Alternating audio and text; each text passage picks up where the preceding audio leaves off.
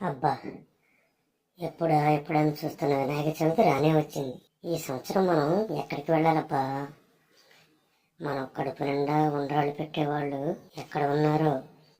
భూలోకంలో ఉన్న భక్తులందరూ ఎంతో అత్యుత్సాహంతో అంతోత్సాహాలతో నా విగ్రహాన్ని పెడతారు.